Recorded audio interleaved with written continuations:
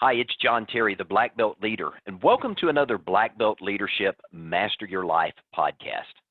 In this particular episode, I want to take a few minutes and talk about the big R. Now, what is the big R? Stay with me just a moment, and I'll let you know the importance of the big R in your life. But first, I want to share a life lesson from the United States Martial Arts Hall of Fame. I recently had an opportunity to travel to a venue where I was with a number of martial artists from all around the world, history generals, masters, grandmasters, and it reminded me of the event that we've done, and we're going to be doing this July in Springdale, Arkansas, 22nd celebration of the United States Martial Arts Hall of Fame. It's an incredible event, and if you've ever had an opportunity to attend an event like this and you're a martial artist or just love the martial arts, it's a neat venue. It's an opportunity for us to come together as martial arts school owners, instructors, students, and those that are passionate about the martial arts and have an opportunity together for a 3-day event. We train, we celebrate the very rich diversity of the martial arts, and while we're there, we have an opportunity for 3 days to receive world-class instruction from an amazing assortment of instructors that gather from all over the world.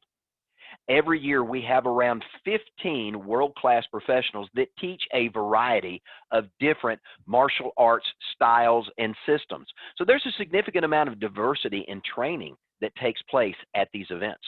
Students come from not only here in the United States, but we oftentimes have people that will travel internationally to come to be a part of that event just to learn, and not only to learn from these world-class instructors, but also to fellowship and to get an opportunity to share life lessons and stories and engage and interact and learn from fellow martial artists, fellow school owners, and fellow instructors that are there. But one of the most interesting things that happened at this United States Martial Arts Hall of Fame event is that when everybody shows up, whether they are a first-year student or someone that's been teaching 40, 50, or even 60 years, everybody leaves their ego at the door. When our event opens for registration on Wednesday morning, people wait patiently in line to register. There's no pushing, there's no shoving, no name-calling, no cursing. Forgotten courtesies such as yes, sir, no, sir, yes, ma'am, no, ma'am, thank you, you're welcome, those become commonplace, regardless of rank, regardless of style, regardless of age, gender, ethnicity. We are there as martial artists to learn. And with multiple instructors teaching various disciplines, it's interesting to watch that there's no competition between my style being better than your style or your style not doing something my style does. Everyone is there to learn and to learn from each other, to share from each other's life experience. No arrogance, no pride, no envy, no disregard for the talents of another. And throughout the week, instructors of all ranks and styles are taking the time to learn from one another. In a sense, everybody shows up as a white belt, someone devoid of knowledge. And whether you've been training again for 20 or 30 years or you're brand new in the martial arts, everybody on the floor is treated the same way. There's no prejudice, there's no preconditions, there's no ego. We are there to learn. It's amazing to watch even senior instructors that have been teaching longer than some of the students that are at the camp have been alive are taking the time to partner with and work with younger students, new students in the art, to share their knowledge and to share their insights and to perpetuate the life and the legacy of the martial arts. The common courtesies that we see that take place in this 3-day event are absolutely amazing. And the level of respect that's shown from the traditional courteous bow that we see coming from the Eastern martial arts, from Japan, Korea, China, that philosophy has carried over into multiple martial arts systems.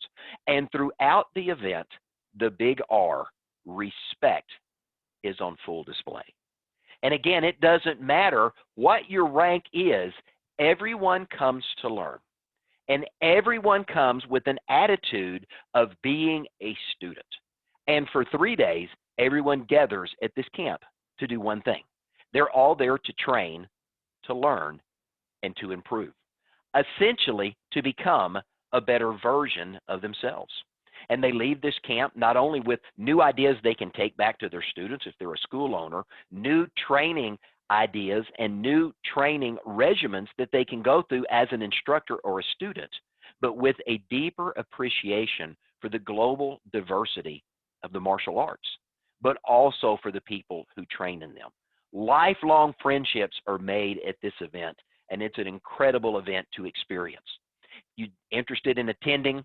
Just a quick side note, you can go to UnitedStatesMartialArtsHallOfFame.com and get the details on our upcoming event, third week of July every single year.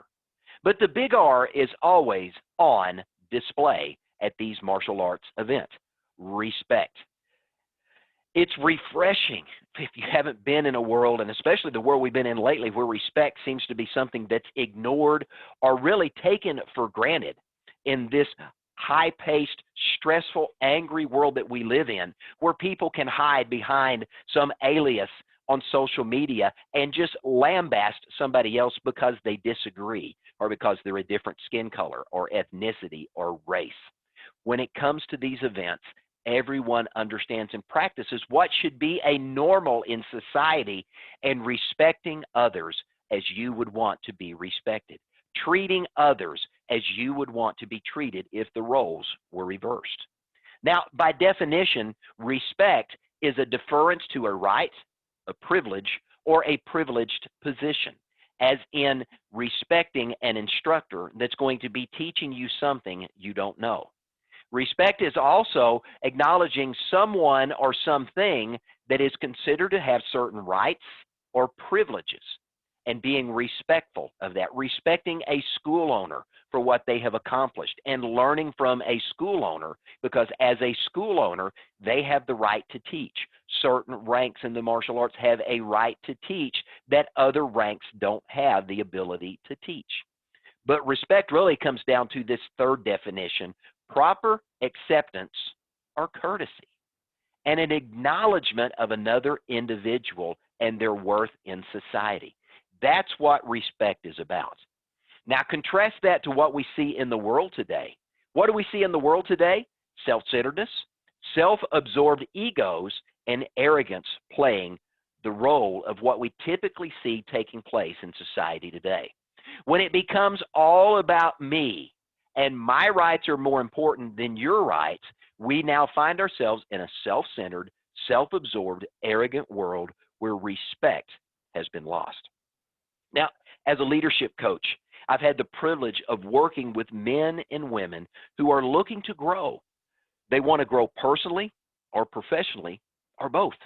And you can't grow professionally without growing personally, so you've got to have those in tandem.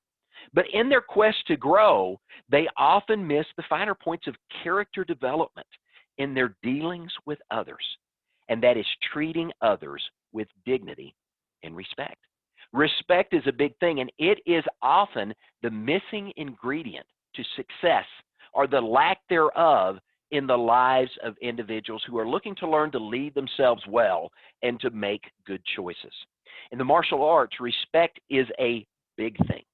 It's one of the most important lessons that we learn early on in our martial arts journey. As we are on that quest for black belt excellence, to truly become a black belt leader in life, we have to learn respect early on. When I was a school owner, respect started with our 4-year-olds in our Little Dragons class that we had.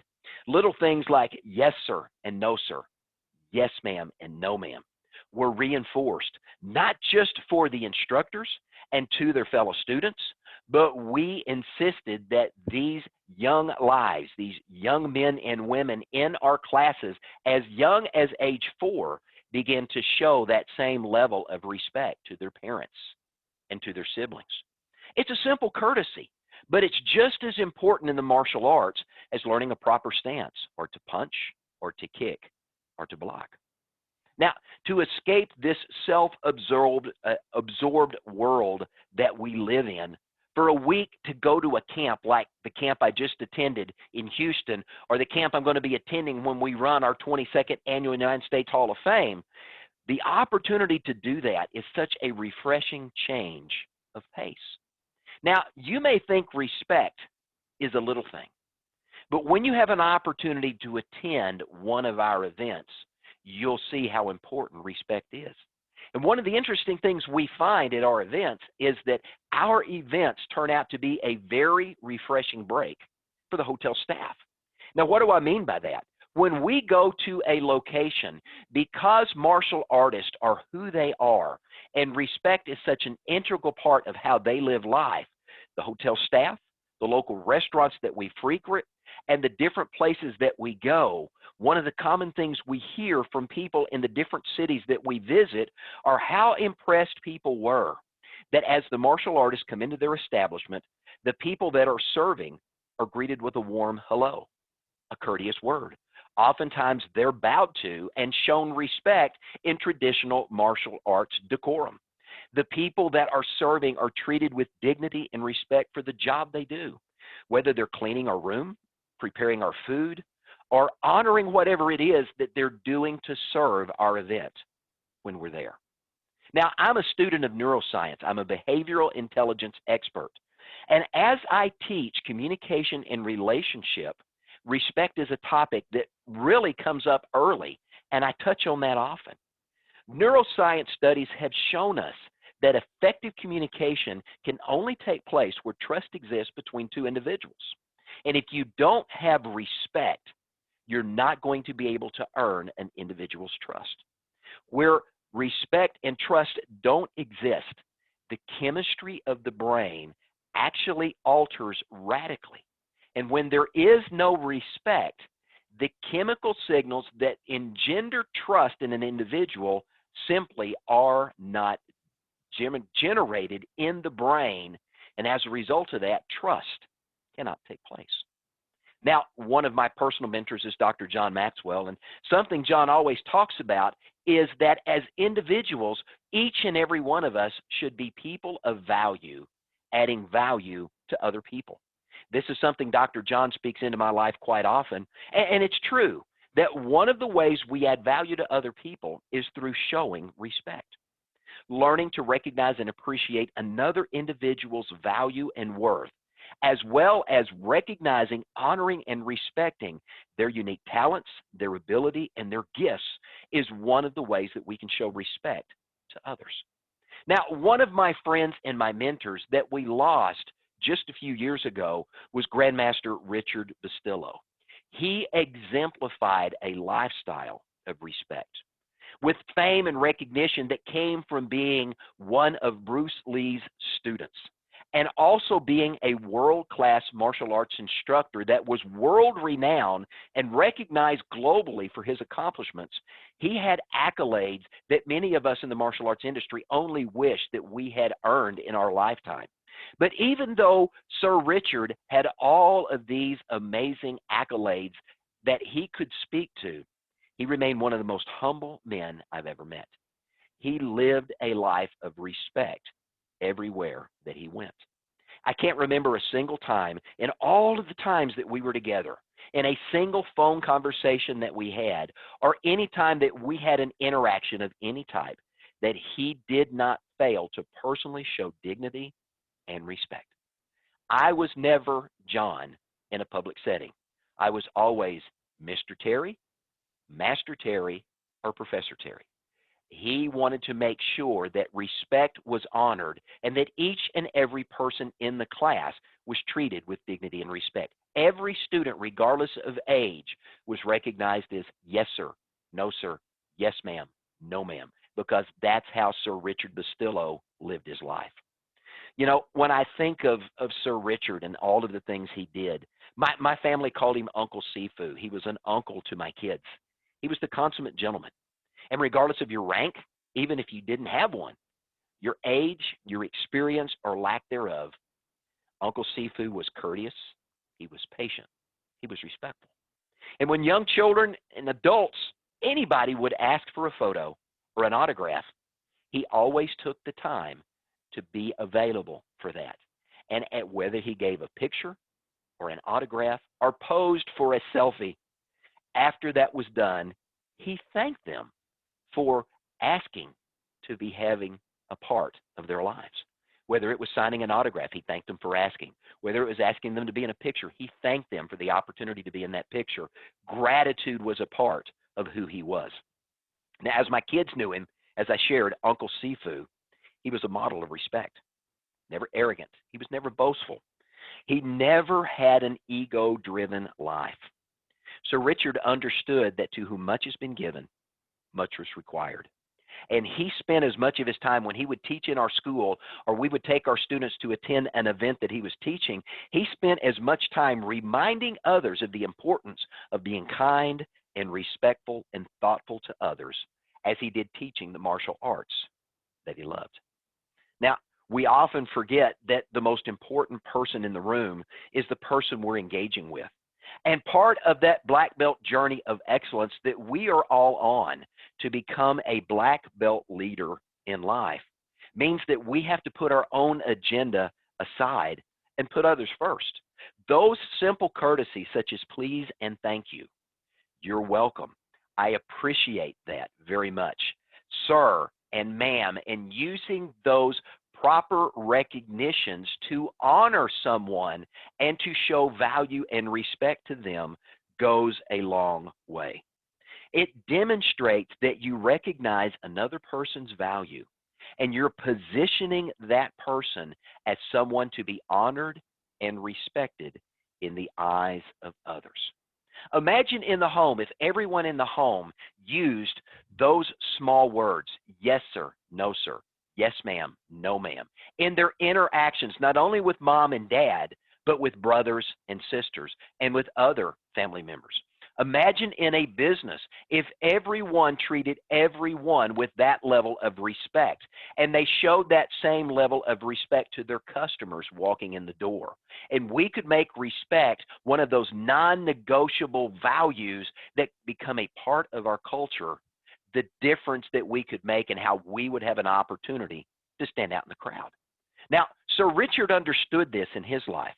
He modeled in the way that he lived his life so that those of us who knew him as a teacher.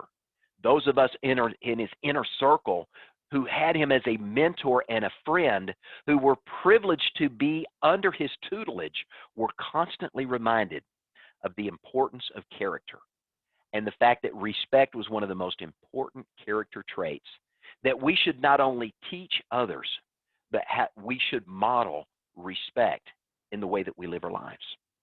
So if you're going to be on the pursuit, as I believe we all are, of black belt excellence as a leader in life, respect has to become an integral part of who you are. It can't be something you fake. It can't be just lip service that you're putting out there. You're either respectful or you're not. You're either showing honor to other individuals or you're not. You're either treating them with dignity or you're not. Arrogance has no place in the life of the respectful. And if you're looking to live life as a black belt leader in life, you can't allow respect to simply be lip service. The example that you're going to set for others becomes the model that they emulate. And if they hear you say one thing, but you do something else, remember, people do what people see.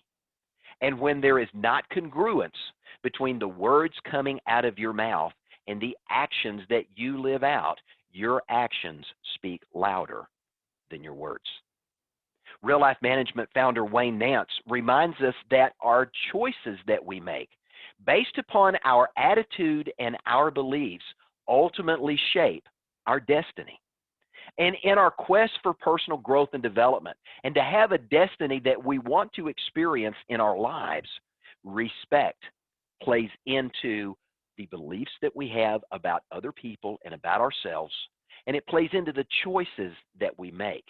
Having a respectful attitude is going to shape a respectful belief system that is going to shape the choices of how we interact and engage with others, which can ultimately lead to an amazing destiny in our lives that allows us to model black belt leadership as black belt leaders in life. You know, at the end of the day, living a life of respect demonstrates being others-centered. even if it's nothing more than a simple courtesy in our daily interactions with others. Thank you. No, thank you. Yes, sir. No, sir. Yes, ma'am. No, ma'am. Please. You're welcome. Those simple things. Modeling black belt excellence in the way that we live our lives as a respectful, values-focused leader is something we have to embrace in our lives if we want to truly live a life of black belt excellence. You know, respect endears us to someone else. And when we are endeared to someone else, they know they can trust us and they feel comfortable with us. True leaders understand the value of honor and dignity and respect. And true leaders, values-based, servant-focused leaders that want to make a difference in the world, black belt leaders in life, live out the principles of honor and dignity and respect for themselves and for others in all they say and all they do every single day. So, to my parents, to my teachers, to my mentors and instructors, all of whom have not only taught me, but have modeled a life of respect and dignity and honor before me, I want to say thank you. I am a better person because of what you have modeled for me. Now, I do want to give a special shout out to my friend and my mentor, Sir Richard Bustillo, who is no longer with us, but remains an integral part of my life. Why? Because he taught me to live an exemplary life of humility, honor, dignity, and respect. And he challenged all of us in his circle to do likewise. So your mission, should you choose to accept it, is to take on the mantle of being a black belt leader who lives life with black belt excellence that values, honors, dignifies, and respects other people in every circumstance, in every situation. Every single person has value. Every single person is valuable. Therefore, every single person should be valued. And at every opportunity, we should seek to add value to them. When we practice the big R, living a respectful life, honoring, showing dignity and respect to others, we value others in an amazing way. Let me say thank you for joining me for this episode of Black Belt Leadership and Learning How to Master Your Life. If you haven't had an opportunity to do so, let me encourage you to connect with me on Facebook, LinkedIn, Twitter, Instagram, Parler, Gab, USA Life, and other major media outlets that are out there. We recently launched a new podcast that many of you may be listening to, or you may be watching this video on one of our social media channels. If you haven't yet gone to anchor.fm, please do so. Check us out there and have an opportunity to subscribe to the Be a Black Belt Leader podcast. We'd love to have you as a subscriber and encourage others to do so as well. And by the way, let me also encourage you, if you haven't already done so, go to our website, beablackbeltleader.com, and register there so that every week you're having an opportunity to receive our Black Belt Leadership Insights, where we're sharing personal and professional growth strategies, resources, tips, tools, and ideas that you can use in your own personal growth journey, or you can share with those that you are leading in some capacity.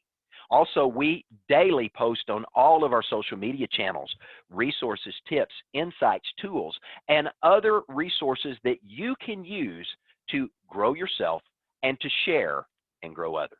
So do us a favor and let others know that you're listening to this podcast either by video or audio.